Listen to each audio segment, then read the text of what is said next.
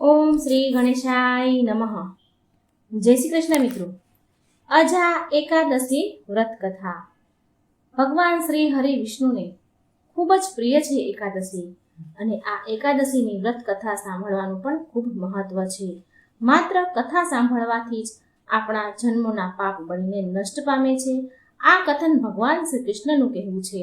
તો મિત્રો, શાંતિથી પૂરા મનથી હૃદયથી સાંભળજો. અજા એકાદશી વ્રત કથા. ઓમ નમો ભગવતે વાસુદેવાય. હરે કૃષ્ણ કૃષ્ણ કૃષ્ણ હરે હરે, હરે રામ રામ રામ હરે હરે. ઓમ નમઃ શિવાય. મિત્રો, આજે આપણે શ્રાવણ માસની વદ પક્ષની અજા એકાદશીની વાર્તા સાંભળીશું. તો આજે આપણે એકાદશી વ્રતમાં સાંભળવામાં આવતી કથા સાંભળજો મનથી. ગણપતિજી અને માતા લક્ષ્મીની દુર્લભ કથા પણ આપણે સાંભળીશું. એકાદશીના દિવસે જે પણ આ કથાને સાંભળે છે એને ભગવાન વિષ્ણુ અને માતા લક્ષ્મીની સાથે સાથે ભગવાન શ્રી ગણેશની કૃપા પ્રાપ્ત થાય છે. આ વ્રત કરવાથી તથા આ વ્રત કથા સાંભળવા માત્રથી અશ્વમેઘ યજ્ઞ સમાન પુણ્યની પ્રાપ્તિ થાય છે, અને બધા જ પ્રકારના જગન્ય જેવા પાપ પણ નષ્ટ પામે છે. શ્રી હરિ વ્યક્તિને ભગવાન બધા જ કષ્ટોથી મુક્તિ અપાવે છે અને બધી જ મનોકામનાની પૂર્તિ કરે છે. વ્યક્તિને વૈકુંઠની પ્રાપ્તિ થાય છે અને માતા લક્ષ્મીની કૃપા સદાય એના ઉપર બની રહે છે. ઘરમાં સુખ શાંતિ સમૃદ્ધિનો વાસ થાય છે. ભાગ્યના દ્વાર ખુલે છે. તો આપ બધા ભક્તગણો બધી જ મનોકામનાને પૂરી કરનાર કથાને પૂરી અંત સુધી અને પ્રસન્ન ચિત્ત મનથી જરૂર સાંભળજો. મિત્રો, જો તમે મારી ચેનલને હજી સુધી સબસ્ક્રાઇબ નથી કરી તો કૃપા કરીને સબસ્ક્રાઇબ કરી દેજો, અને વિડીયો સારો લાગે તો લાઈક અને શેર પણ જરૂર કરી દેજો. ચાલો આપણે સાંભળીએ વાર્તા. મિત્રો, ભગવાનના 11મા અધ્યાયમાં અને 32મા શ્લોકમાં ભગવાન શ્રી કૃષ્ણ સ્વયં કહે છે કે સમસ્ત જગતનો નાશ કરનારો હું છું, અને હું અહીં સમસ્ત લોકોનો વિનાશ કરવા આવ્યો છું. હવે જુઓ, કાળનું ચક્ર સમસ્ત જીવો માટે સમાન રૂપથી ચાલે છે, અને એના કારણે એક સમયે અત્યંત ધનવાન વ્યક્તિને પણ ગમે એટલો પૈસાવાળો હોય, ગમે એટલો પદ પ્રતિષ્ઠાવાળો હોય, તો એને આપણે અંત સમયે અગ્નિમાં ભસ્મ થતા જોઈએ છીએ. આવા જ એક ચક્રવર્તી સમ્રાટની આ કથા છે, જેણે તેમના એક જ જીવનકાળમાં સ્વર્ગીય સંપત્તિ પણ જોઈ અને શમશાનની ચિતાઓ પણ જોઈ. તો ચાલો આપણે સાંભળીએ. પવિત્ર એકાદશીની અજા એકાદશી અને અન્નદા એકાદશી પણ કહેવાય છે. તો વ્રત કથા સાંભળીશું. પ્રેમથી બોલો શ્રી હરિની જય. ઓમ નમઃ શિવાય. ઓમ ગંગ ગણપતે નમઃ. અર્જુને ભગવાન શ્રી કૃષ્ણને કહ્યું, હે મધુસૂદન, મેં શ્રાવણ સુદ એકાદશી પુત્રતા એકાદશીનું વર્ણન મહત્વ તો સાંભળ્યું. હવે કૃપા કરી મને શ્રાવણ વદ પક્ષની એકાદશી વિશે જણાવો. આ એકાદશીનું નામ અને મહત્વ શું છે? આ એકાદશી વ્રત કરવાથી શું લાભ થાય છે?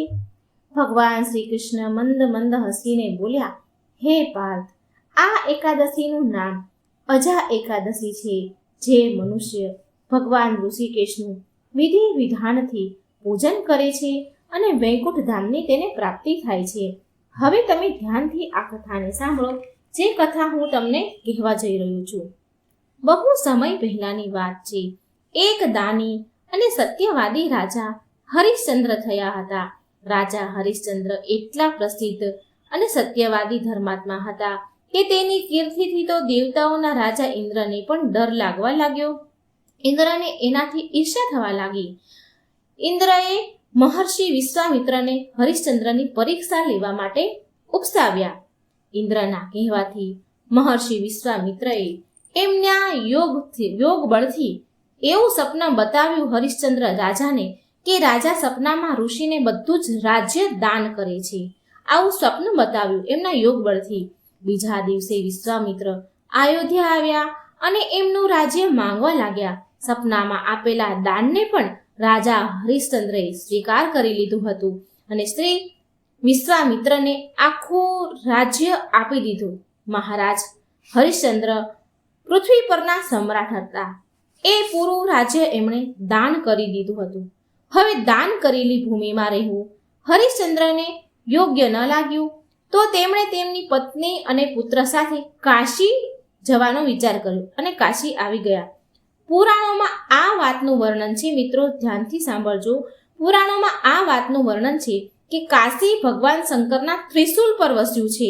એટલે આ કાશી નગરી પૃથ્વી ઉપર હોવા છતાં પણ પૃથ્વીથી અલગ મનાય છે. અયોધ્યાથી જ્યારે હરિશ્ચંદ્ર ચાલવા લાગ્યા ત્યારે વિશ્વામિત્ર બોલ્યા કે જપ તપ દાન વગેરે દક્ષિણા દીધા વગર સફળ નથી થતું. આટલું બધું તમે દાન રાજ્યમાં આપ્યું છે તો દક્ષિણામાં મને 1000 સોનાની મોહર વધારે આપી દો. હવે રાજા હરિશ્ચંદ્ર પાસે તો ધન ક્યાં હતું? રાજા દાન કર્યાની સાથે રાજાએ સમસ્ત રાજ્યનું દાન કર્યા પછી પણ એની પાસે હવે ધન હતું જ નહીં. એટલે રાજા દાન કર્યાની સાથે રાજ્યનું બધું જ ધન એની આપમેળે જ દાન થઈ ગયું. ઋષિને દક્ષિણા આપવા માટે, વિશ્વામિત્રને દક્ષિણા આપવા માટે હરિશ્ચંદ્રએ 1 મહિનાનો સમય માંગ્યો અને પછી ત્યાંથી ચાલવા લાગ્યા. કાશીમાં હરિશ્ચંદ્રએ એમની પત્નીને એક બ્રાહ્મણના હાથે વેચી દીધી. રાજકુમાર રોહિતાસ નાનું બાળક હતો એટલે પ્રાર્થના કરવા પર બ્રાહ્મણે તેની માતા સાથે એના પુત્રને પણ રહેવાની આજ્ઞા આપી. સ્વયં પોતે હરિશ્ચંદ્ર એક ચંડાળને પોતે વેચી દે છે. આવી રીતે એ 1000 સુવર્ણ મુદ્રા મેળવે છે. આવી રીતે એ વિશ્વામિત્રને 1000 સુવર્ણ મુદ્રા દક્ષિણામાં આપી દે છે. મહારાણી વિશ્વામિત્રની પત્ની બ્રાહ્મણના ઘરે દાસીનું કામ કરવા લાગ્યા. ચંડાળના સેવક થઈને હરિશ્ચંદ્ર શમશાન ઘાટની ચોકીદારી કરવા લાગ્યા. ત્યાં જ શમશાનમાં લાશ બાળવા માટે લાવતા હોય જે લોકો, તેની પાસે કર લઈને બાળવાનું કામ ચંડાળે એને સોંપી દીધું. હરિશ્ચંદ્રને આ કામ સોંપ્યું. એક દિવસ શમશાન ભૂમિ તરફ ગૌતમ ઋષિ આવ્યા. હરિશ્ચંદ્ર એમના આ કાર્યથી એમને ઘણું દુઃખ થતું હતું કે હવે આ અવસ્થામાંથી હું કેવી રીતે બહાર આવું. ભગવાનને એમને ખૂબ જ પ્રાર્થના કરી. તો એવામાં એક દિવસ શમશાન ઘાટની ભૂમિ તરફ ગૌતમ ઋષિ આવ્યા. રાજાએ ઋષિને પ્રણામ કર્યા. ગૌતમ ઋષિએ કહ્યું કે કોઈ પૂર્વ જન્મના પાપના કારણે તમારી આવી દશા થઈ છે. જો તમે શ્રાવણ માસની વદ પક્ષની અજા એકાદશીનું વ્રત કરશો અને અજા એકાદશીના વ્રત કથા સાંભળશો તો તમારી આ હાલતથી છુટકારો થશે, તમારો ઉદ્ધાર થઈ જશે. ગૌતમ ઋષિની વાત સાંભળીને હરિશ્ચંદ્ર અજા એકાદશીનું વ્રત કરવા લાગ્યા. એક દિવસની વાત છે. એક દિવસ રાજકુમાર રોહિતાશ હરિશ્ચંદ્રના પુત્ર જે હતા તે બ્રાહ્મણની પૂજા માટે ફૂલ વીણી રહ્યા હતા કે ભૂલથી તેને એક સાપ કરડી ગયો. સાપનું ઝેર જલ્દી એના શરીરમાં ફેલાઈ ગયું અને રોહિતાશ ઝડપથી જમીન પર ઢળી પડ્યો, મૃત્યુ પામ્યો. તેની માતાના કોઈ સહાય કરનારો હતો નહીં કે તેના પુત્રને કોઈ શમશાન સુધી પણ લઈ જાય. કોઈ એના પુત્રને શમશાન સુધી લઈ જનારું હતું નહીં. રડતી કકળતી રોતી ધોતી તેના દીકરાને લઈને રાણી એને દીકરાની લાશ ઉઠાવીને એકલી શમશાન ઘાટે પહોંચી. એના પુત્રને બાળવા જઈ રહી હતી કે હરિશ્ચંદ્ર ત્યાં આવી ગયા અને લાશની ક્રિયાનું કર માંગવા લાગ્યા. બિચારી એ રાણી પાસે, એની પાસે તો દેહને ઢાંકવા માટે કફન પણ ન હતું. એણે રાજાને એના અવાજથી ઓળખી ગયા. હરિશ્ચંદ્રને એ રાણી એના પતિને હરિશ્ચંદ્રને ઓળખી ગઈ અને કરગરીને કહેવા લાગી, મહારાજ, આ તો તમારો જ પુત્ર છે જે મરેલો પડ્યો છે. મારી પાસે કર આપવા માટે કંઈ જ નથી. રાજા હરિશ્ચંદ્રને બહુ દુઃખ થયું, પરંતુ એના ધર્મ પર સ્થિર રહ્યા અને એમણે કહ્યું, રાણી, હું ચંડાળનો સેવક છું. મારા સ્વામીએ મને કહ્યું છે કે જો કર લીધા વિના અહીં મળતું કોઈ બાળી ન જાય, જે આવે એની પાસેથી કર લેવું. હું મારા ધર્મને ન છોડી શકું. તું મને કંઈ પણ આપીને પુત્રનો દેહને અગ્નિ સંસ્કાર કરો. રાણી તો ફૂટીને રડવા લાગી, ખૂબ રુદન કરવા લાગી અને બોલી, સ્વામી, મારી પાસે માત્ર આ એક સાડી છે. આમાંથી તમે જે મેં પહેરી છે, મારી આ પહેરેલી સાડી સિવાય મારી પાસે કંઈ નથી. આમાંથી તમે અડધી સાડી લઈ લો કરના રૂપે. આમ કહીને રાણી એની સાડી ફાડવા લાગી. એવામાં તો ત્યાં સાક્ષાત ભગવાન શ્રી નારાયણ ઇન્દ્ર અને અન્ય વગેરે દેવતા ત્યાં પ્રગટ થયા. સાથે મિત્ર પણ ત્યાં પ્રગટ થયા. વિશ્વામિત્રએ કહ્યું કે હરિશ્ચંદ્ર, તારો પુત્ર રોહિતાસ મર્યો નથી. આ તો ઋષિએ યોગ માયા દેખાડી છે. રાજા હરિશ્ચંદ્રને ખરીદવા વાળા ચંડાલ જે છે એ ચંડાલના રૂપમાં સાક્ષાત ધર્મરાજ સત્ય, સાક્ષાત નારાયણનું સ્વરૂપ છે. અજા એકાદશીના વ્રતના પ્રભાવથી તારા પાપ સમસ્ત બળીને નષ્ટ થઈ ગયા છે. એકાદશીના વ્રતના પ્રભાવથી સત્ય ધર્મના પ્રભાવિત રાજા હરિશ્ચંદ્ર તેની રાણી સાથે ભગવાનના ધામમાં ચાલ્યા ગયા. પછી મહર્ષિ વિશ્વામિત્રએ રાજકુમાર રોહિતાસને અયોધ્યાના રાજા બનાવી દીધા. પ્રિય ભક્તો, આ હતી શ્રાવણ વદ અજા એકાદશીની વ્રતકથા. પ્રેમથી બોલો જય શ્રી હરિ, જય શ્રી કૃષ્ણ. મિત્રો, સાંભળીએ હવે માતા લક્ષ્મીની અસીમ કૃપા થનારી વાર્તા. એકવાર જ્યારે માતા લક્ષ્મીના ભગવાન વિષ્ણુ સાથે વિવાહ થવાના હતા, તો માતા લક્ષ્મીએ એમના વિવાહ થયા પહેલા ભગવાન વિષ્ણુ સાથે લગ્ન થવાના પહેલા ભગવાન વિષ્ણુને કહ્યું કે મોટી બહેનના લગ્ન થયા વિના નાની બહેનના વિવાહ શાસ્ત્ર અનુસાર ઉચિત નથી. તો ભગવાન દુષા ઋષિને સમજાવે છે. શ્રી હરિ વિષ્ણુ દુષા ઋષિને સમજાવીને મનાવે છે અને માતા લક્ષ્મીની મોટી બહેન જે જ્યેષ્ઠા છે એને સાથે વિવાહ કરવા માટે મનાવી લે છે. દુષા ઋષિને કાર્તિક માસની દ્વાદશી તિથિએ પિતા સમુદ્રએ દરિદ્રા દેવીનું કન્યાદાન કર્યું. વિવાહ પછી દુષા ઋષિ દરિદ્રતાને લઈને તેના આશ્રમમાં આવ્યા. તો એના આશ્રમમાં વેદ મંત્ર ઉચ્ચારણ ચાલી રહ્યા હતા. ત્યાંથી જ્યેષ્ઠા એના બંને કાન બંધ કરીને ભાગવા લાગી. આ જોઈ દુષા મુનિ ચિંતામાં પડી ગયા, કારણ કે એ સમયે બધી જ જગ્યાએ ધર્મની ચર્ચાઓ અને પુણ્યના કાર્ય થતા હતા. બધી જ જગ્યાઓએ વેદ મંત્ર અને ચાલતા હતા અને કાનાના ભગવાન શ્રી હરિના ગુણગાન ગવાતા હતા. એટલે દરિદ્રતા કાન બંધ કરીને ભાગતા થાકી ગઈ. એ ખૂબ જ્યાં જાય ત્યાં વેદ મંત્ર ઉચ્ચારણ થાય, ભગવાનની સેવા પૂજા પાઠ થાય. એ આ બધું સાંભળી ન શકી અને કાન બંધ કરીને જ્યાં જાય ત્યાં એને ભાગવું પડતું. એ ભાગતા થાકી ગઈ. ત્યારે દરિદ્રતાએ દુષા મુનિ તેના પતિને કહ્યું કે જ્યાં વેદ ધ્વનિ, અતિથિ સત્કાર, યજ્ઞ, દાન વગેરે થાય છે ત્યાં મારો નિવાસ ન થઈ શકે. માટે તમે મને કોઈ એવા સ્થાન પર લઈ જાઓ જ્યાં આ કાર્યથી વિરુદ્ધ કાર્ય થતા હોય. દુષા મુનિ દરિદ્રતાને નિર્જન વનમાં લઈ ગયા. દુષા મુનિને માર્કંડેય ઋષિ મળ્યા એક દિવસ. તો દુષા મુનિએ માર્કંડેય ઋષિને પૂછ્યું કે મારી પત્ની સાથે હું ક્યાં રહું અને ક્યાં ન રહું, કૃપા કરી મને કહો. દરિદ્રતાનો પ્રવેશ કરવાનું સ્થાન માર્કંડેય ઋષિએ બતાવે છે. હવે મિત્રો, અહીં ધ્યાનથી સાંભળજો. માર્કંડેય મુનિ અહીં એમને ક્યાં રહેવું એ સ્થાન કહે છે. જેને ત્યાં શિવલિંગની પૂજા ન થતી હોય, જેને ત્યાં શિવલિંગની પૂજા ન થતી હોય, જ્યાં જપ તપ મંત્ર વગેરે ન થતું હોય, રુદ્ર ભક્તિ નિંદા થતી હોય, ત્યાં તમે નિર્ભય થઈને જઈ શકો છો, ઘૂસી જજો. જ્યાં પરસ્પર પતિ પત્ની ઝઘડો કરતા હોય અને રાત્રિના સમયે લોકો ઝઘડો કરતા હોય, જે લોકો બાળકોને ન આપીને સ્વયં પોતે ભોજન કરી લેતા હોય, જે સ્નાન નથી કરતા, દાંત મોં સાફ નથી કરતા, ગંદા મેલા કપડાં પહેરે છે, સંધ્યાકાળે સૂવે છે અને ખાય છે, જુગારની રમત રમે છે, બ્રાહ્મણના ધનનું હરણ કરતા હોય, પારકી સ્ત્રી સાથે સંબંધ રાખતા હોય, હાથ પગ ન ધોતા હોય, ઘરમાં તમે બંને ઘૂસી જજો. કોઈ સંકોચ કર્યા વગર તમે ત્યાં નિવાસ કરજો.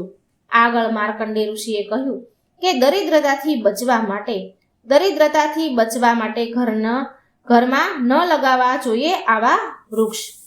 ઘરમાં કાંટાવાળા, દૂધવાળા, પલાશ, વિંદ વૃક્ષ હોય એ ન લગાવવા જોઈએ. સેમ લતાઓ હોય એ ન લગાવવી જોઈએ. અપરાજિતાના ફૂલનું ઝાડ હોય એ ન લગાવવા જોઈએ.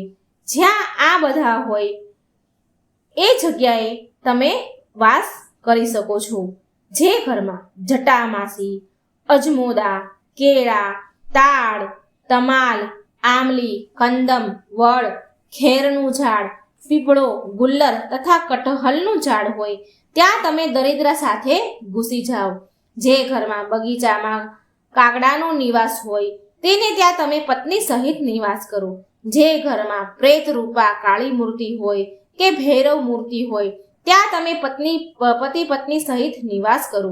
દરિદ્રતાના પ્રવેશ ના કરવાના સ્થાન માર્કંડેય ઋષિએ દુસહ મુનિને કહ્યા કે દુસહ મુનિ જ્યાં નારાયણ અને રુદ્રની ભક્તિ હોય, ભસ્મ લગાવવા વાળા હોય, ભગવાનના ભજન કીર્તન થાય, ઘરમાં ભગવાનની મૂર્તિ કે ગાય હોય એ ઘરમાં તમે લોકો પ્રવેશ ન કરતા.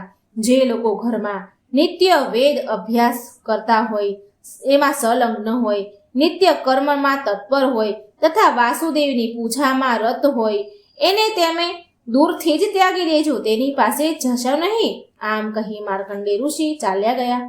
પછી દુસહ મુનિએ તેની પત્ની દરિદ્રતાને એક પીપળાના મૂળમાં બેસાડીને કહ્યું, હું તારા માટે રસાતાળમાં જઈને ઉપયુક્ત આવાસની શોધ કરી આવું. દરિદ્રતાએ કહ્યું, ત્યાં સુધી હું શું ખાઈશ? તો દુસહ મુનિ બોલ્યા, તમને પ્રવેશના સ્થાન હવે તમને ખબર પડી ગયા છે, ત્યાં જઈને તમે ખાઈ પી લેજો. પણ જે સ્ત્રી તારી પૂજા ધૂપથી પૂજા કરતી હોય તો એ ઘર તમે ત્યાગી દેજો. પુષ્પ ફૂલથી પૂજા થતી હોય એ ઘરને તમે ત્યાગી દેજો. આમ કહીને મુનિ રસાતાળમાં ચાલ્યા ગયા. પણ બહુ શોધ્યા બાદ પણ તેમને કોઈ સ્થાન ન મળ્યું. કેટલાય દિવસો સુધી પીપળાના મૂળમાં દરિદ્રતા બેસી રહ્યા. દરિદ્રતા ભૂખ તરસથી વ્યાકુળ થઈને રડવા લાગી અને તેના રુદનથી સંપૂર્ણ બ્રહ્માંડમાં હાહાકાર મચી ગયો. તેના રડવાનો અવાજ સાંભળીને તેમની નાની બહેન માં લક્ષ્મી સાંભળે છે. એના રુદનનો અવાજ માં લક્ષ્મી સાંભળે છે તો ભગવાન વિષ્ણુ સાથે એને મળવા આવ્યા. માં લક્ષ્મી અને શ્રી હરિ દરિદ્રતાને મળવા આવ્યા. દરિદ્રતાએ ભગવાન વિષ્ણુને કહ્યું કે મારા પતિ રસાતાળમાં ચાલ્યા ગયા છે, હું અનાથ થઈ ગઈ છું, મારી જીવિકાનો પ્રબંધ કરો પ્રભુ. ભગવાન વિષ્ણુ બોલ્યા, હે દરિદ્રા, જે માતા પાર્વતી શિવજી અને મારા ભક્તોની નિંદા કરે છે, શિવજીની નિંદા કરે છે અને મારી પૂજા કરે છે તેના ધન પર તારો અધિકાર છે. તું સદા પીપળાના વૃક્ષના મૂળમાં નિવાસ કર. તને મળવા માટે હું પ્રત્યેક શનિવારે અહીં આવીશ અને એ દિવસે જો પીપળાના વૃક્ષનું જે પૂજન કરશે હું એના ઘરે લક્ષ્મી સાથે નિવાસ કરીશ. એ દિવસથી દરિદ્રતા દેવી પીપળાના મૂળમાં નિવાસ કરવા લાગ્યા. રવિવારે પીપળાના વૃક્ષની પૂજા ન કરવી જોઈએ. દેવતાઓએ દરિદ્રતા માટે પીપળાના વૃક્ષમાં નિવાસ આપ્યો, પણ જે વ્યક્તિ રવિવારના દિવસે પીપળાની પૂજા કરી છે એના ઘરમાં દરિદ્રતા આવી જાય છે. માટે રવિવારના દિવસે પીપળાની પૂજા વર્જિત માનવામાં આવી છે. આ પ્રકારે માતા લક્ષ્મી એની બહેન દરિદ્રતાને પીપળામાં નિવાસ સ્થાન અપાવીને તેમના પતિ સાથે વૈકુંઠ ચાલ્યા જાય છે. તો પ્રેમથી બોલો જય મા લક્ષ્મી, જય શ્રી હરિ. ઓમ નમઃ શિવાય. હવે આપણે સાંભળીશું શ્રી ગણેશ ભગવાનની કથા. એક વારની વાત છે. ભગવાન ભોળાનાથ અને માતા પાર્વતી બંને કાર્તિકે અને ગણેશજીના વિવાહની ચર્ચા કરી રહ્યા હતા. એટલામાં ત્યાં ગણપતિજી આવ્યા અને માતા પિતાને પ્રણામ કરીને ઊભા રહ્યા. તો માં પાર્વતી બોલ્યા, આવો પુત્ર, અમે તમારી જ વાત જોઈ રહ્યા હતા. ત્યારે ગણપતિજી બોલ્યા કે માં, એવી તે શું વાત છે? માં પાર્વતી બોલ્યા કે અમે તમારા બંને ભાઈની વિવાહની વાત કરી રહ્યા છીએ.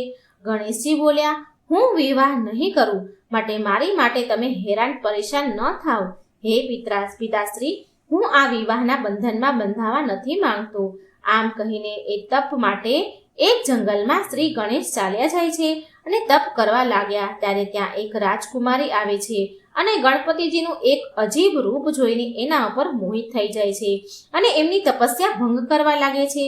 જ્યારે ગણેશજીની તપસ્યા ભંગ થઈ જાય છે ત્યારે ભગવાન ગણેશ એ સ્ત્રીને કહે છે કે હે દેવી, તમે કોણ છો અને મારી તપસ્યા કેમ ભંગ કરી રહ્યા છો? એ સ્ત્રી બોલી કે પ્રભુ, હું વૃંદા છું અને સારા વરની શોધમાં હું નીકળી છું, માટે મને તમે મારા માટે યોગ્ય વર લાગ્યા એટલે હું તમારી તપસ્યા ભંગ કરી રહી હતી. તો ગણપતિજી બોલ્યા, હે દેવી, હું તમારી સાથે વિવાહ નથી કરી શકતો, કારણ કે મેં વિવાહ ન કરવાનો નિર્ણય લીધો છે અને હું મારા પતિ અને હું મારા માતા પિતાની સેવા કરવા માંગુ છું. બસ હું વિવાહના ચક્કરમાં નથી પડવા માંગતો, માટે તમે તમારા માટે કોઈ અન્ય વર જુઓ. પછી રાજકુમારી વૃંદાને ક્રોધ આવે છે અને એ ગણેશજીને શ્રાપ આપે છે અને કહે છે કે તમે મારું અપમાન કર્યું છે અને આગળ જઈને તમે 2 સ્ત્રીના પતિ બનશો. અને એ વધારે અપમાનિત શબ્દ કહેવા લાગ્યા. હવે ગણેશજીને પણ ક્રોધ આવી જાય છે અને ગણપતિજી બોલ્યા કે હું વિઘ્નહર્તા ગણેશ તમને શ્રાપ આપું છું કે તમે કળિયુગમાં એક વૃક્ષનું રૂપ લેશો અને અસુર સાથે તમારા વિવાહ થશે.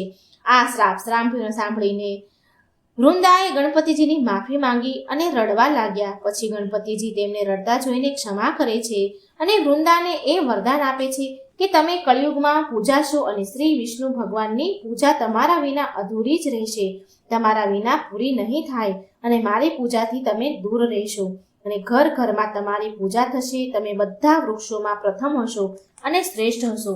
આ પ્રકારે ગણેશજીને માતા તુલસીને વરદાન આપીને ત્યાંથી ચાલ્યા ગયા.